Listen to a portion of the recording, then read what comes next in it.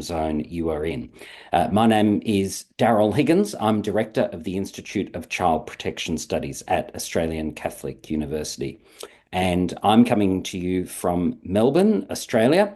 And as is our custom, I want to acknowledge that I'm coming to you from Wurundjeri lands, the unceded lands of the Kulin Nation, and pay my respects to elders past, present, and emerging. And for those of you from other countries who might not be used to this, it's our way of acknowledging the consequences of colonialism and much of the racism and disadvantage that has come down through the generations since then. And of course, it's very relevant to our topic tonight because it also involved often institutionalization and abuse. So I am, as I said, Director of the Institute of Child Protection Studies at Australian Catholic University, and we're very pleased to be presenting this webinar as part of the Global Safeguarding Alliance. And the Alliance was formed back in 2020 by a group of academics, teaching and research institutions, and practice-oriented professional schools and individual experts. And we are one of the inaugural members of that. And the Alliance is dedicated to promoting the common goal of safeguarding, as well as promoting knowledge and exchanging ideas worldwide on prevention of abuse of children, adolescents, and other vulnerable persons. And our own work here at the Institute of Child Protection Studies closely aligns with these aims.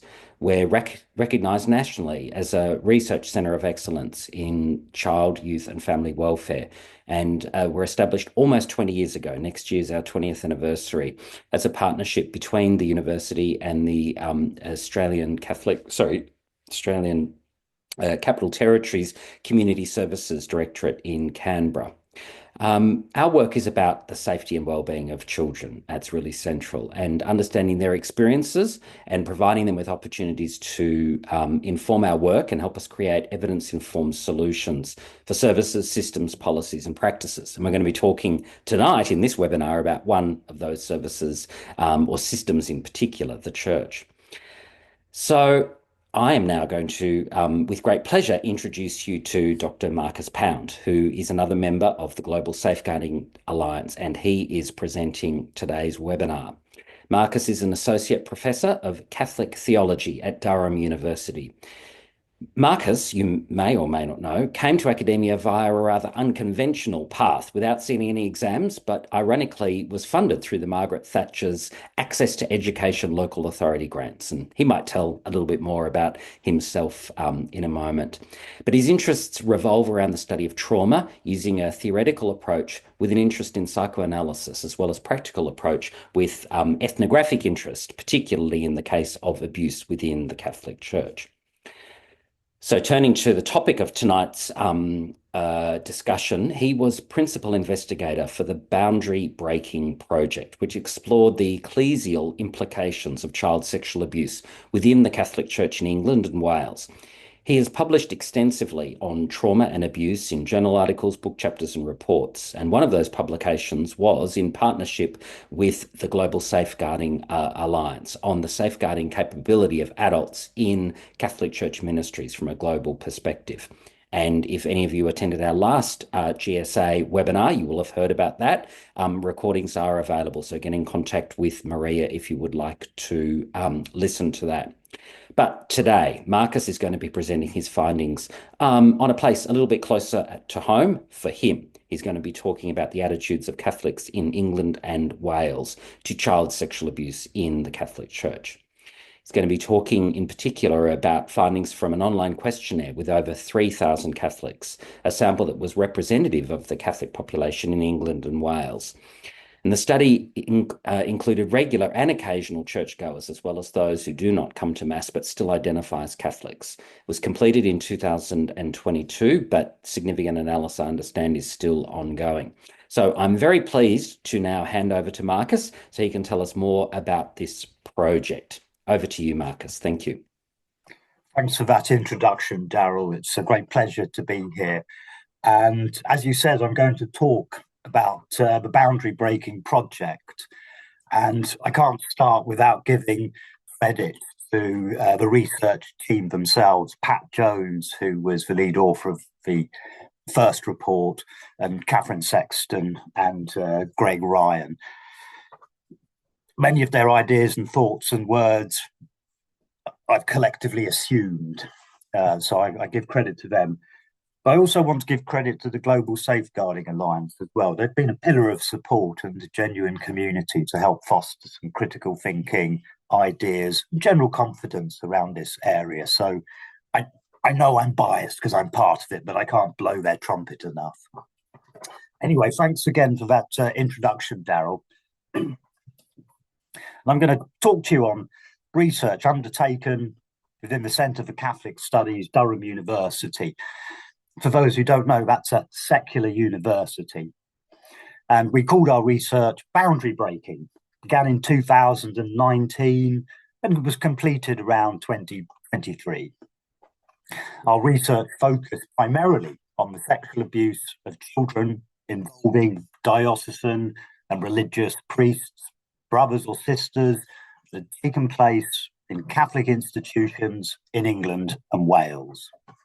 And our aim was to offer a constructive response to the Catholic community by providing a kind of narrative of how the whole community has experienced the abuse crisis, as well as offering analysis and reflection on the way that Catholic culture and aspects of its theology have facilitated the abuse and its mishandling.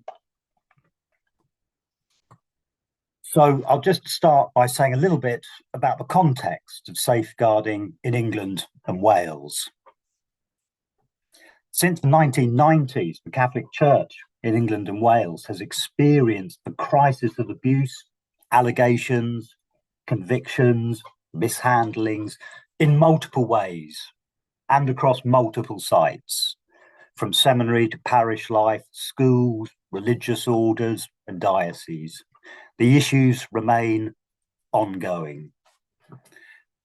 Catholic leadership has responded by a series of 4 successive independent reviews of safeguarding practice, each one leading to new policies, new structures to address the ongoing understanding of the contextual nature of safeguarding. Moreover, in response to wider institutional failings around the sexual abuse of children, including government and media sections, the British government set up its own independent statutory inquiry, ICSA, modelled in part on the Australian Royal Commission. The inquiry included 2 Catholic institutions, the Archdiocese of Birmingham and the English Benedictine Congregation. These were seen somehow as representative of the whole. The overarching report by ICSA considered various policies, leadership, canon law, as well as reviewing previous reviews of child protection. Had they improved policy and practice, etc. Interestingly, the recommendations were generally felt to be weak by the Church.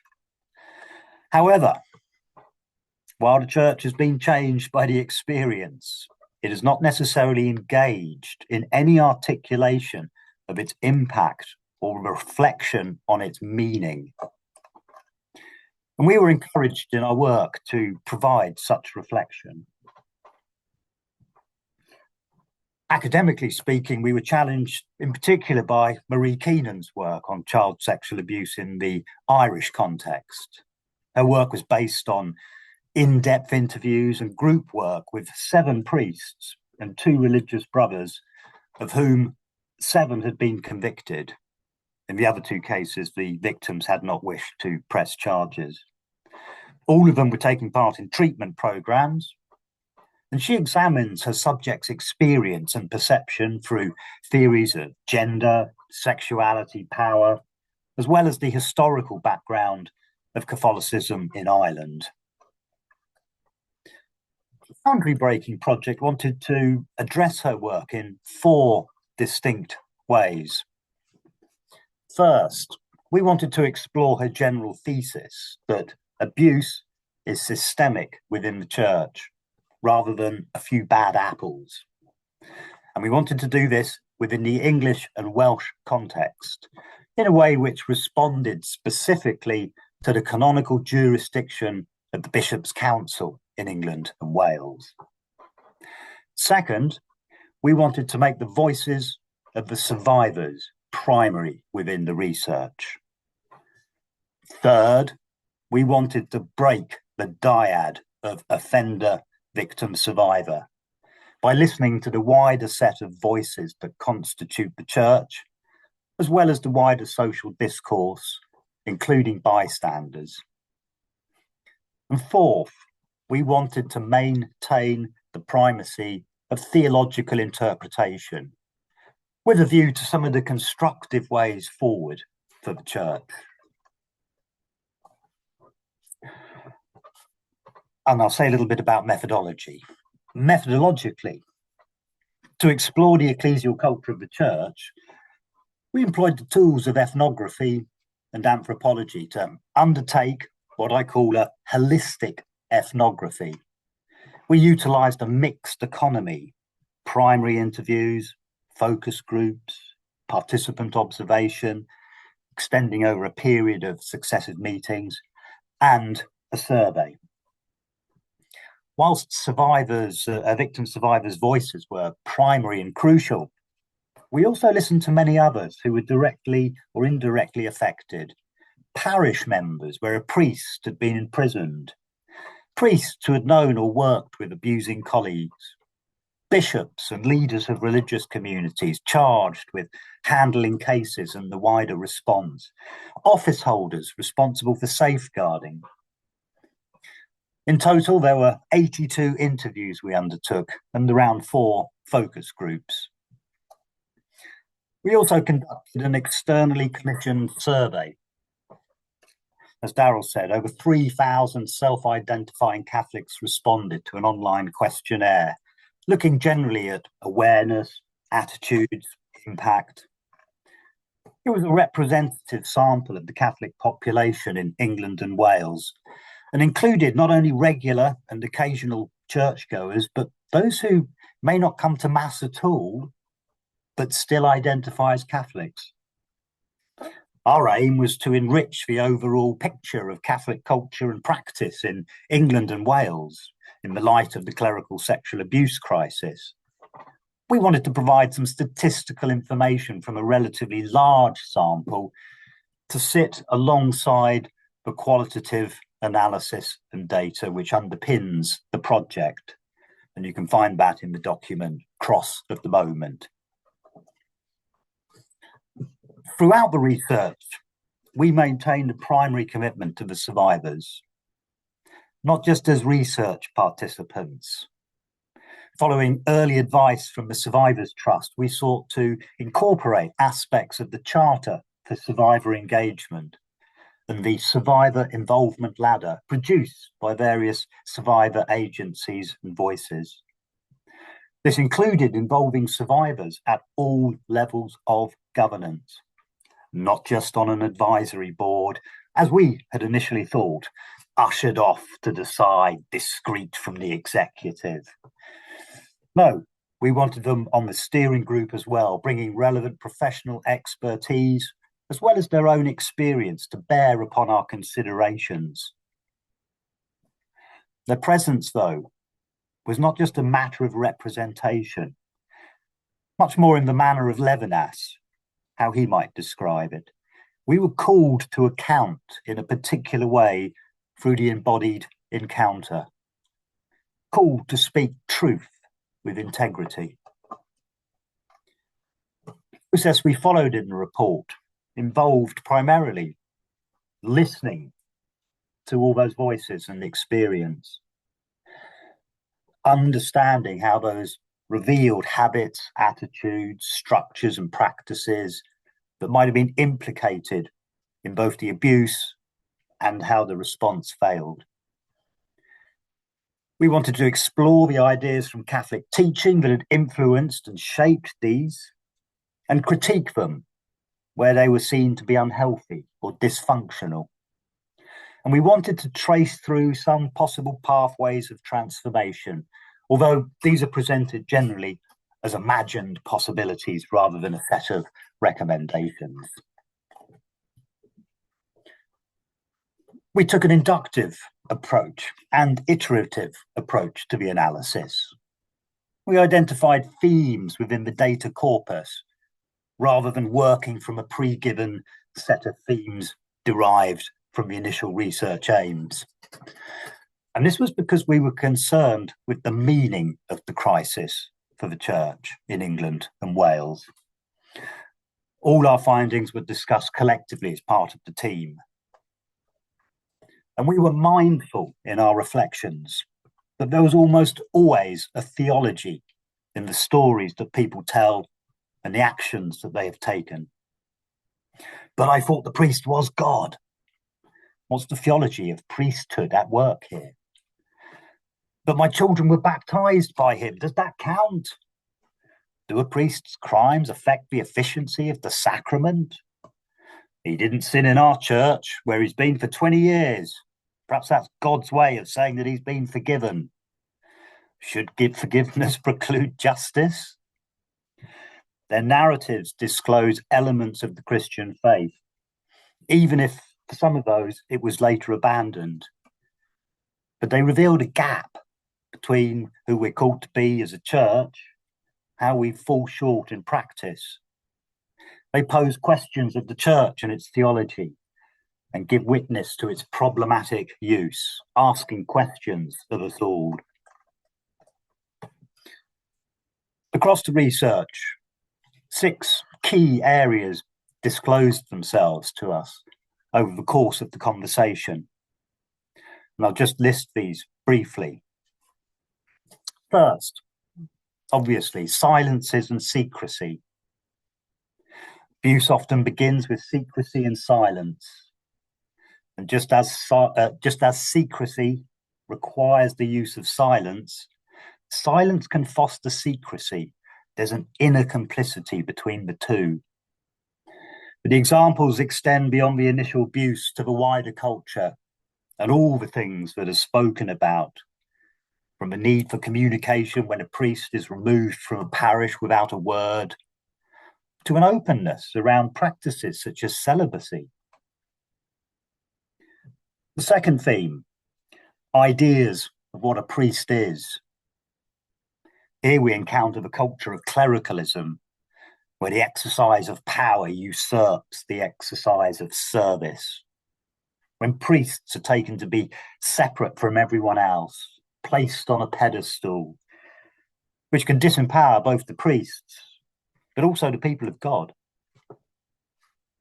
Our third theme was bystander perspectives, the sense expressed by participants that they could have intervened, but felt discouraged, either by individuals or the wider culture. The fourth theme was bystander accountability and support for the clergy. There is a marked absence of visible, practical structures of accountability for both priests and bishops. The fifth area that disclosed itself was around hierarchy and leadership. There is a sense that there has not been the leadership people need, ranging from concerns over women, the exercise of power within the hierarchy, to the scandals of abuse and their mismanagement. And the sixth theme, which was disclosed, was around confession, forgiveness, justice. There's a sense that the place of confession and forgiveness have been misused in ways which question precisely what we mean when we speak of forgiveness. So that's the 6 themes which were disclosed. And I'm just going to return to 3 of those and just give you a sense of how we did some of the analysis. Silence. Many of our discussions with victim survivors highlighted their own ability to self-silence. One survivor told us, "Well, I did have lots of counselling as an adult, but I never actually talked about the abuse in counselling. And I had counselling for about 5 years, so there's plenty of room to talk about it." very powerful ability of the survivor to self-silence. In some cases, this was tragically to protect the faith of their parents. As one survivor put it, I resolved not to speak because my father was such a good man. I never spoke to him about it. A religious sister who had never told her order disclosed to us, reminding us that survivors' stories of abuse are their stories. And in the negotiation of silence, they want to maintain control over them in a way which underlines the importance of boundaries for survivors. But the disclosure also suggests that religious congregations are not always safe spaces for religious who have experienced abuse as a child.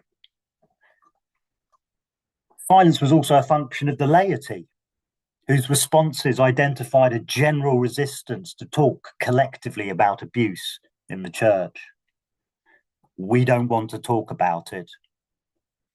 One participant reflected on how a parish community would gather for parish talks on the sacraments or Lenten reflection.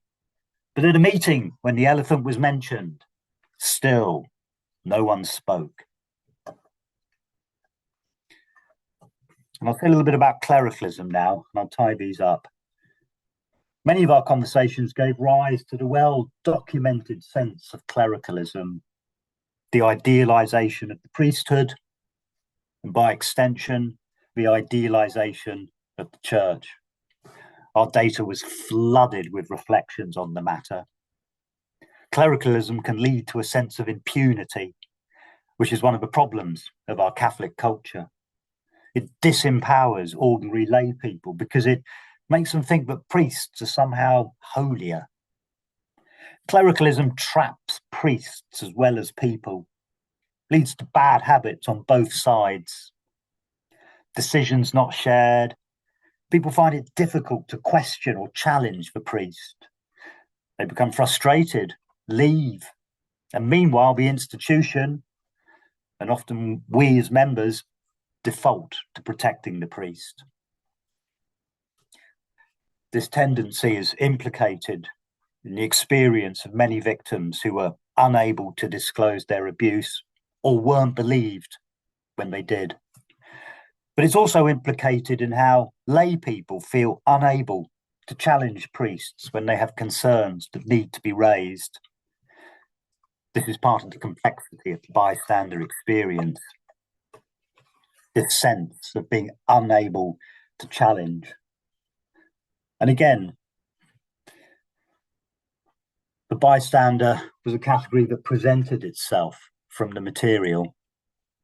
The idea of being a bystander, the sense that quite often people might notice behaviour or boundaries that have been crossed.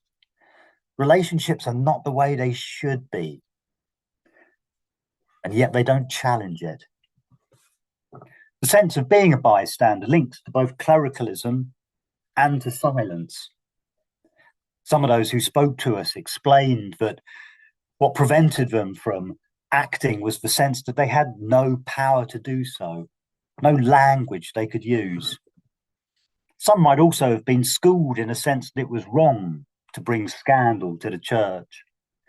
And this may reflect structures and attitudes that expect obedience in religious communities, for example, or in priests' relationships with their bishops. For lay people in a parish, the sense of powerlessness is pervasive. If relationships between priests and lay people lack mutual transparency and accountability, and they're characterized by silences, fear of scandal, then our collective culture becomes dysfunctional. And I'll say a little bit about theology now and how we tied the theology in. As the above highlights, these habits and attitudes are shaped and influenced by Catholic teaching as well as local traditions. There are parts of Catholic teaching we tend perhaps to overemphasize and other parts we underemphasize or neglect. Our study suggests that Catholic teaching has emphasized the holiness of the priest. He is an icon of Christ. But it also teaches us that all baptized share in Christ's priesthood. We too are called to holiness and to priestly living. The Council, Vatican II, recovered and taught the principle that the whole baptized community is priestly. There are two forms of priesthood in the church: the baptismal priesthood and the ordained. And in a crucial text from Vatican II, it says that they are described as interrelated, or in a different translation, ordered to one another. In other words, they need each other for the church to be fully ministerial. The body of Christ is constituted by both forms of priesthood.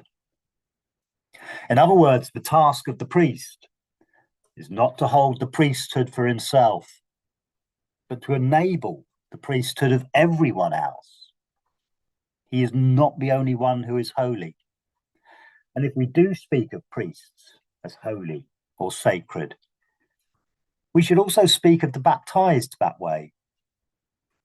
Pope John Paul II reminded us the ministerial priesthood does not of itself signify a greater degree of holiness with regard to the common priesthood of the faithful.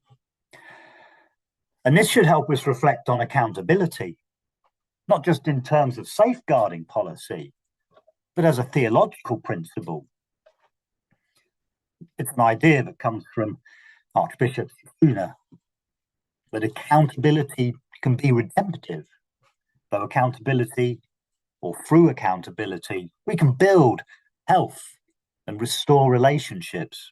Good practices create a different balance of power, and they give back something of what has been taken away. And in this sense, accountability can be a place of grace. At one level, the practical imperative which emerges from this research in relation to communities is simple. We need to break silences. We need to talk about the impacts, all the dimensions of the abuse crisis. And we need to listen to each other and see where and how they are moved to act in response. And within these conversations and processes, we also need to lament in the biblical sense, to grieve, repent, find hope.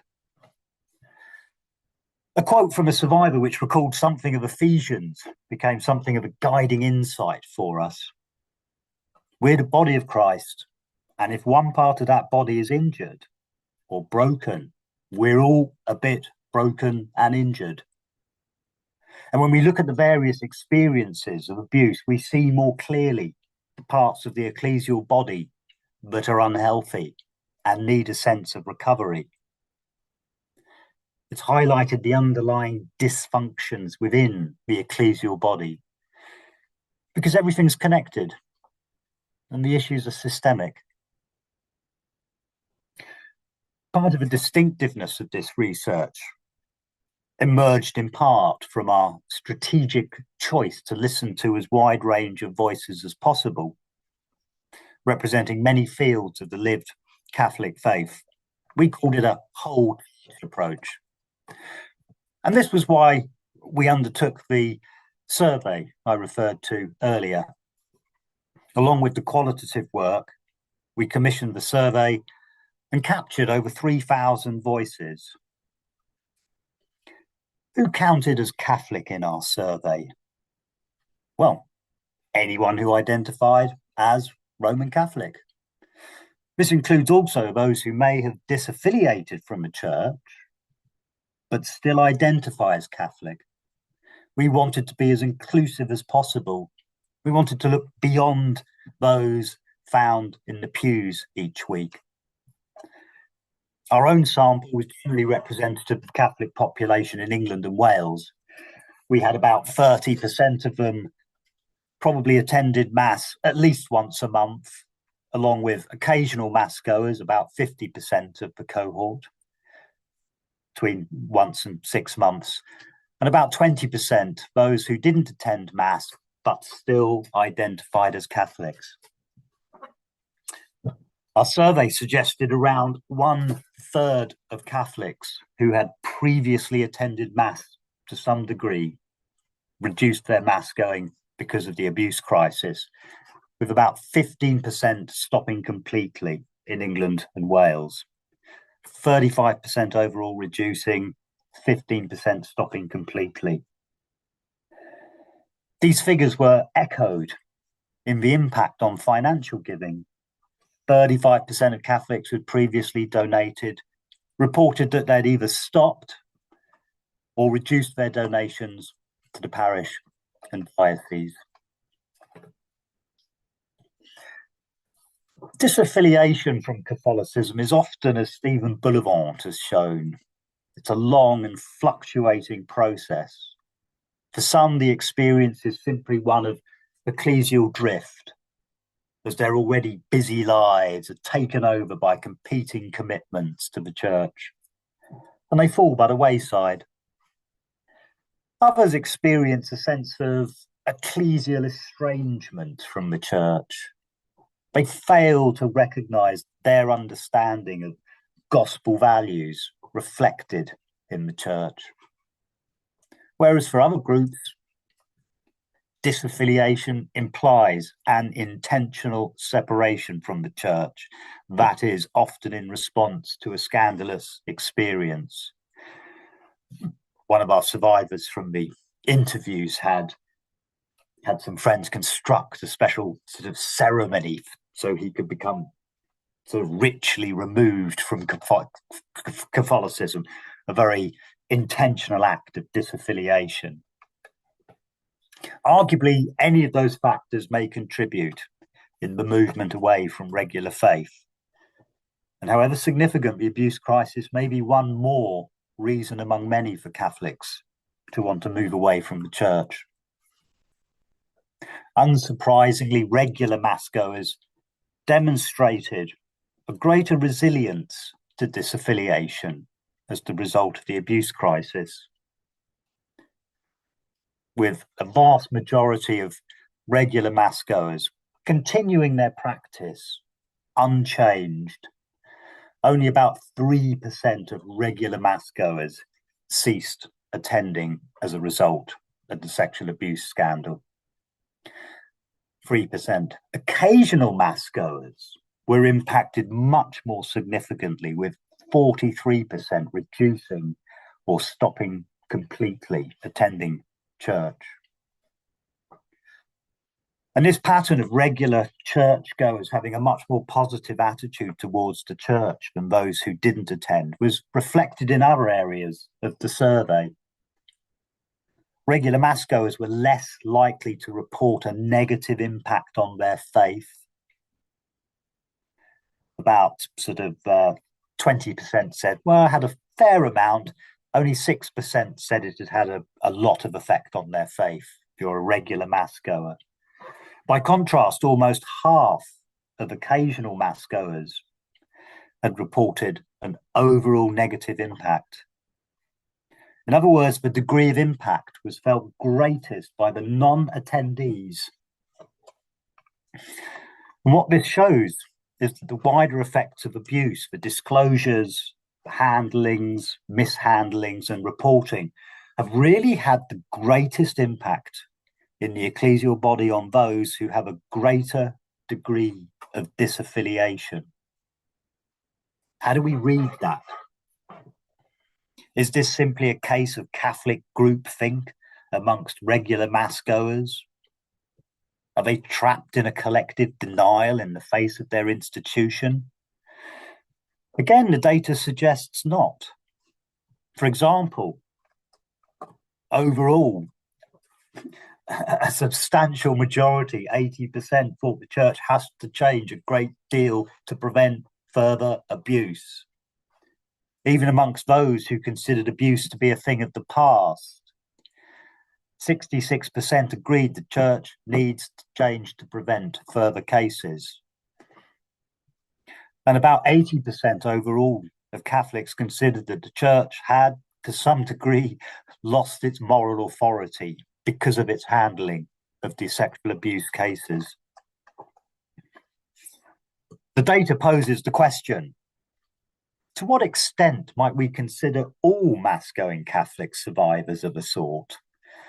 Survivors by virtue of remaining within the church after the wound of what is arguably an ecclesial trauma. Point here is not to misappropriate the primacy of the victim survivor experiences and the lessons in moving forward, but we need to recognize the significant rent or tear within the social and religious fabric of Catholicism as traumatic to both individuals, but also to wider communities. Ecclesial trauma is the result not simply of a given individual cases, but the sheer scale and pervasiveness of abuse disclosed both nationally and in the ever-widening stream of global reports, which, despite the cultural differences, we nonetheless find a similar set of failings.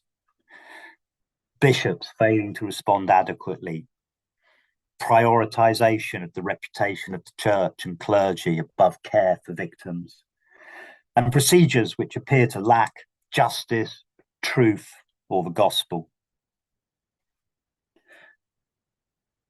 The ability to reconfigure or rehabilitate faith and practice in the light of ecclesial trauma requires much more than ready religious or secular answers. It requires time to heal, to process, and reconfigure substantively, but non-destructively. A healthy church is a church which can deal with ecclesial trauma, such as the abuse crisis requires. And it requires a breadth of perspective to avoid the dangers of any kind of religious groupthink. And it demands an ability, finally, to deal with differences in affiliation and differences in practice amongst our diverse Catholic community.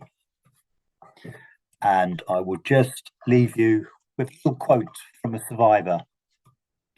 Listening can be part of giving back to those whom it was taken away from. And one of our survivors left us with this little quote. The church needs to stand face to face with survivors as church, to put the survivors first, not church, and their own feelings, just because they can't cope with it. As a survivor, you never had permission asked when you were abused. So just please give the voice back that was taken away. Thank you very much. Fantastic. Thank you, Marcus, for that really eloquent description of a really significant and amazing piece of research that I'm sure everybody was very grateful to hear that overview. We've now got time for questions, so please either come off mute, put your cameras on and ask a question, or feel free to type something in the chat and I will read it out for Marcus to give us his views on. But while people are kind of gathering their thoughts, Marcus, I wanted to just ask you, I'm sure that a lot of what you learnt, confirmed things that either were in the existing kind of, literature that you knew from, your engagement on these issues, but what stood out to you as something that surprised you in kind of what you learnt, particularly the perspectives of victim survivors? I think singularly, you hear a lot of egregious cases, horrible egregious cases, and they're shocking. They're shocking. But one of the things that really jumped out was actually the effect that the simple act of shaming a child can have on their lives. We're so used to these sort of horrendous stories. We often pass over some of the more simpler stories, the simple act of sexual shaming by a nun on a small Mm, boy mm, that could rob that child of their adolescence mm, effectively. And it's not these are not great egregious acts. These are small acts of shaming. mm, So I mm. think I became very acutely aware of that. I think that's probably the most significant thing. And here we're really talking about the impacts of abuse. And again, Yeah. as you say, we read about this in the literature, but it's another thing to sit down and really sort of Mm, start to cognize the effects. And as I say, it's not just the egregious acts; it's sometimes the tiniest, mm, littlest acts mm. themselves. And I think that's what I found the most sort of shocking. It puts it into perspective a little more. Fantastic. Thanks, Marcus. So we've got time for questions from the floor. So please feel free to put your hand up or speak out or pop something in the chat. Who would like to go first?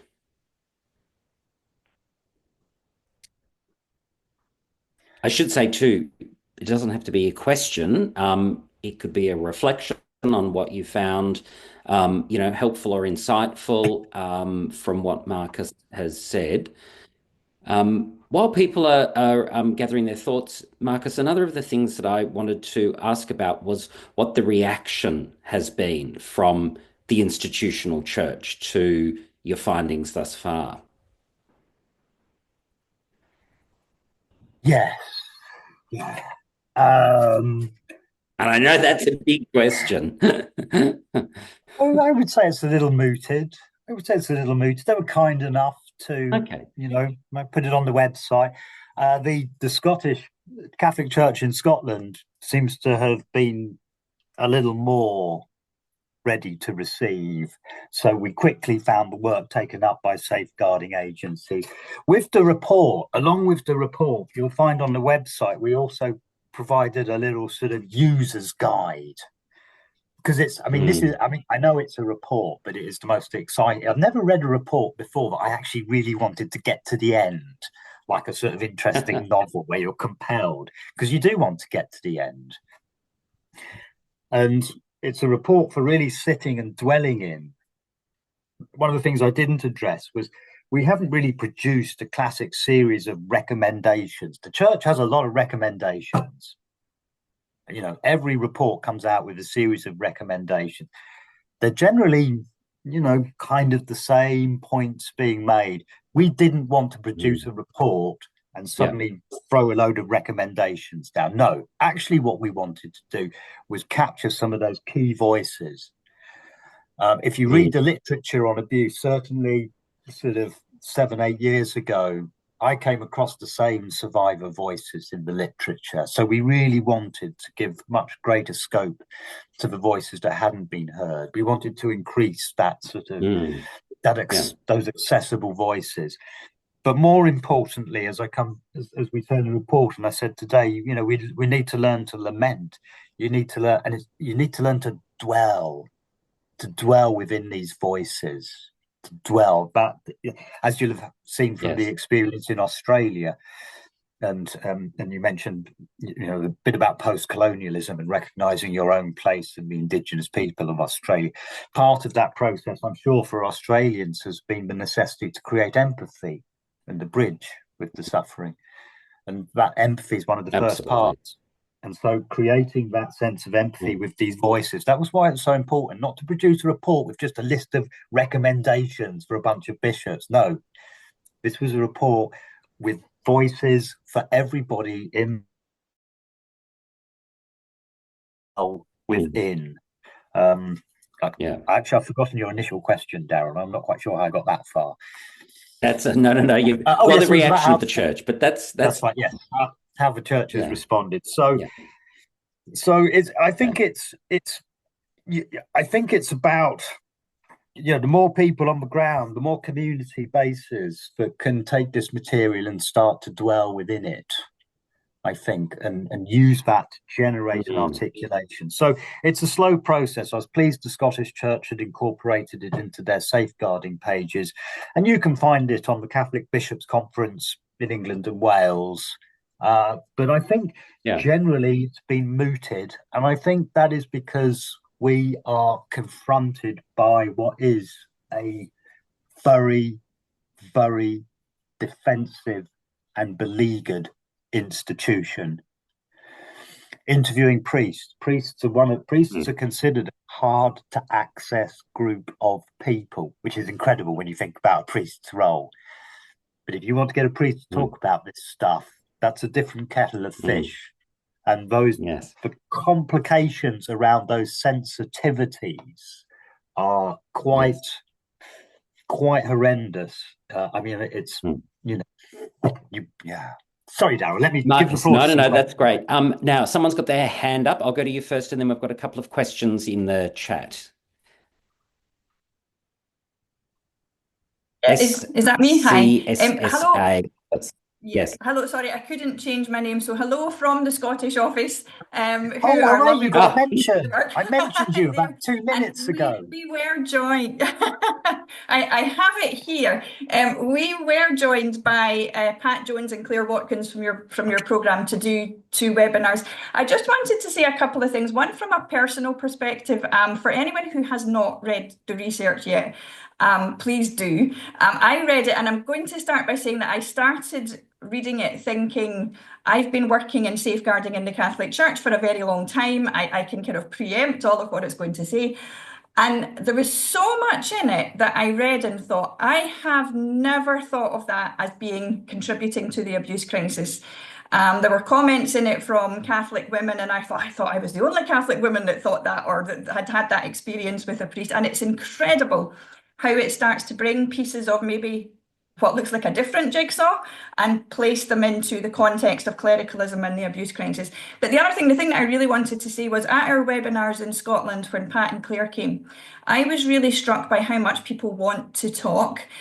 So we had people come into the webinar who were wanting to share their experiences of not necessarily first-hand experience of abuse, but of having been in a parish where a priest had abused. So they talked about things like, for a mother or a parent, abuse coming to light that a priest had abused children when their children were that age in the parish and what the long-term impact of that was. They talked about all the secrecy when a priest is removed and nobody's telling them what's happening and all the speculation.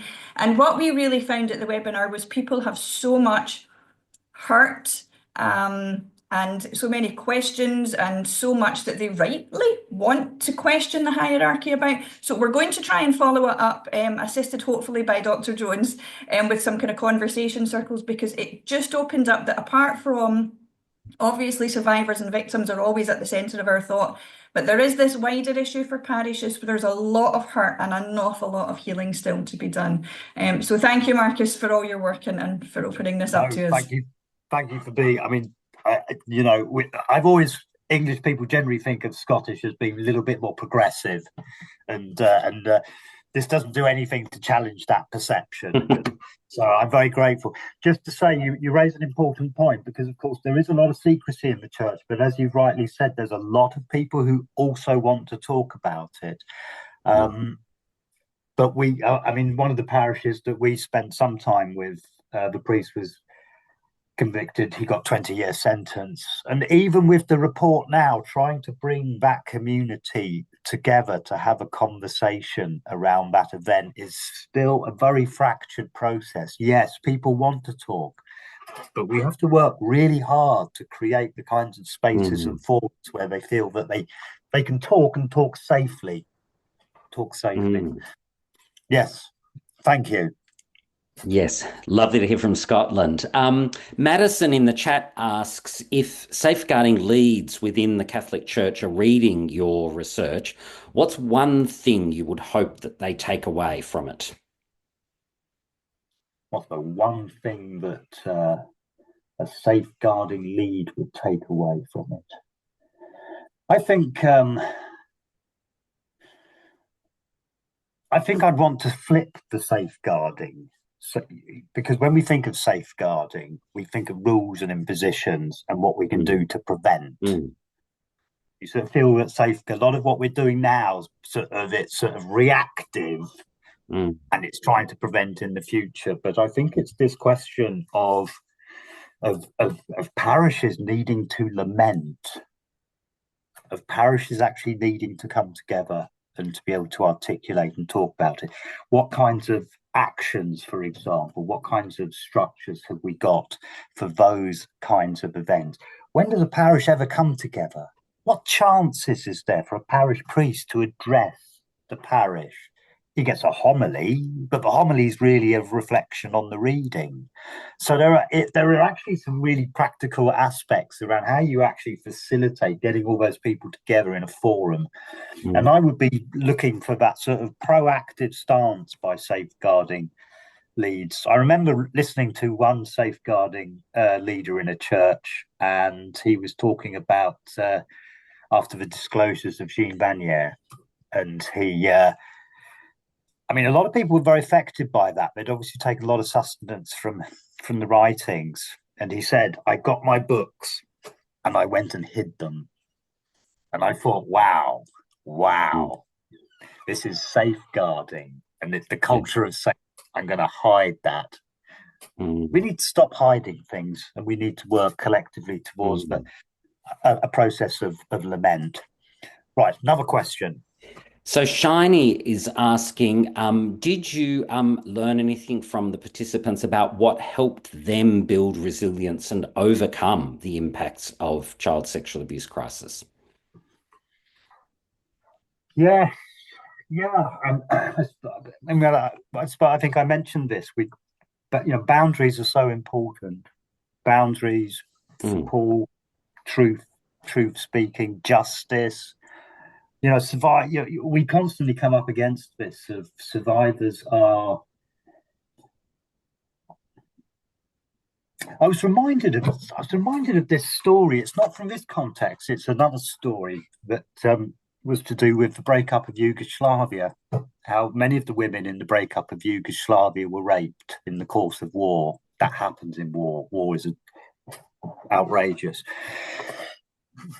That was not enough for those women to take their own lives. It wasn't enough. That never pushed them over the edge to take their lives. What pushed them, in fact, if anything, they were encouraged to live for the child in a strange way. What happened is at the end of the war, when those women came forward and wanted symbolic recognition of what had happened, when the government refused, that was when some of those women took their lives. Survivors need a mm, placeholder in the symbolics of all of this. They need to be symbolically mm, recognized.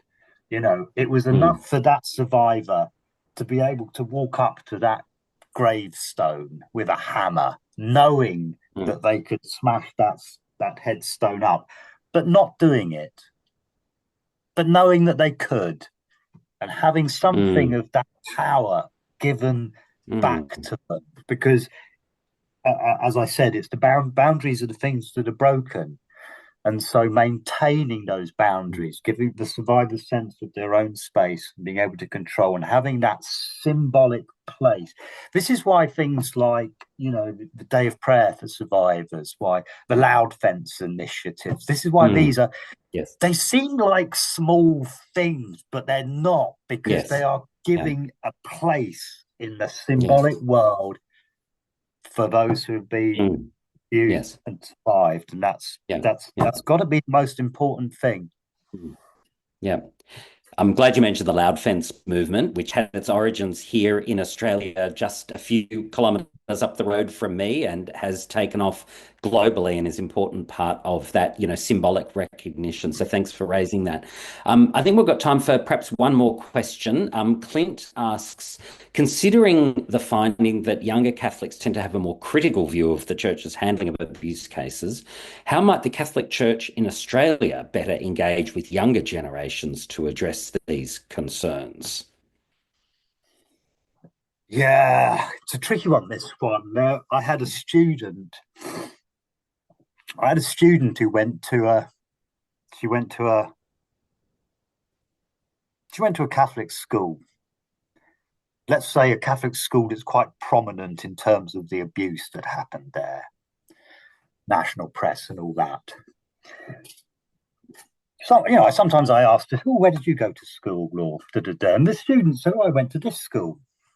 And I asked her, I said, so how do your friends react? What do your peer groups say?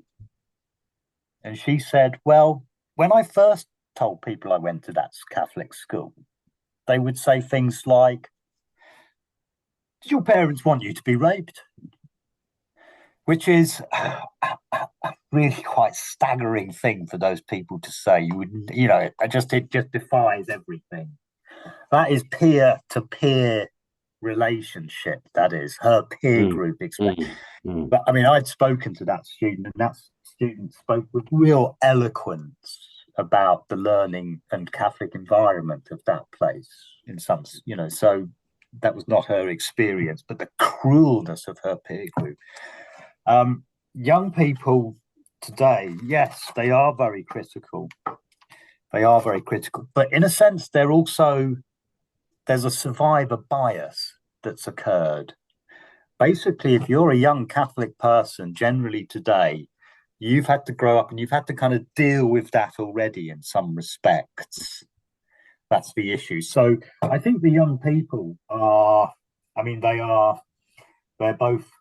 they want to talk about it. They're much more articulate around the issues. They're much more likely to call things out. They're much more likely to create a safer environment for the future. But as the statistics show, basically we are sitting at the restaurant at the end of the universe. That's the mass at the end of the Catholic universe. Because we are watching, in a sense, in England, the cultural collapse, I think, of a Catholic institution generally. So I think it's going to be the young people who have survived are generally, they're passionate about justice, they're passionate about this stuff, but they've also internally had to kind of deal with that. They are survivors of a sort. And so I have a lot of hope. I'm hopeful for them. Yeah, I'm hopeful for them. Yeah. And I think, Marcus, you've actually answered the last question that Dawn has posted, which is, what have you learned that provides confidence that things have moved on for children attending church and faith-based school activities now? It actually sounds like it's actually that learning experience from the crisis that is itself the learning. Is that right? Yeah, the churches are pretty much, even I got safeguarded out of church the other day. It's like, because I turned up with my musical instrument that I hadn't registered and churches are pretty safe places these days. There's a lot of, I'd have a lot of confidence in them as environments generally, as I would,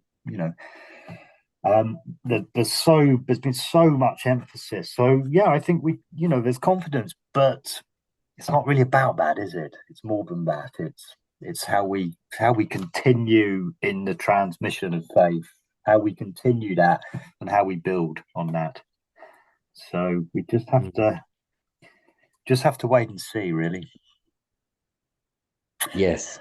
Well, look, unfortunately, our time is up, but I think everyone will agree with me that we have really had a treat with your exposition of the issues and of your amazing research. In the chat, you will see from Will, who is from Porticus Foundation, who I should say was an important funder of both Marcus's research and of the Global Safeguarding Alliance. So a big thank you to Porticus, has put in there a link to the ongoing work of the next phase of the project, which is about conversations, culture, and communion. So thanks, Will, for putting that up there. It's time to go, but please join me in a virtual round of applause for Marcus. And thank you. And please, if anyone hasn't yet signed up for the Global Safeguarding Alliance, please do so. Maria will happily sign you up for our newsletter and let you be aware of our next webinar next year. But please stay safe and keep your fires burning for the safety of children in all contexts, including in the church. Have a great festive season, and I hope to see you all again soon. Thank you, and thank you, Marcus. Right, Daryl. And thanks for your question. Wonderful. I don't know how we sign. Oh, yes. Hi, Maddie. I don't know how we sign out now. That's all right. Well, thank you. Thank you, Marcus. That was terrific. Thank you, Marcus. For Maria, that was a fantastic, really fascinating presentation. Really appreciate your insights. Pleasure. No, that wasn't too traumatic in the end. I think I probably enjoyed that. It was very, very relaxed and eloquent. So thank you. All right.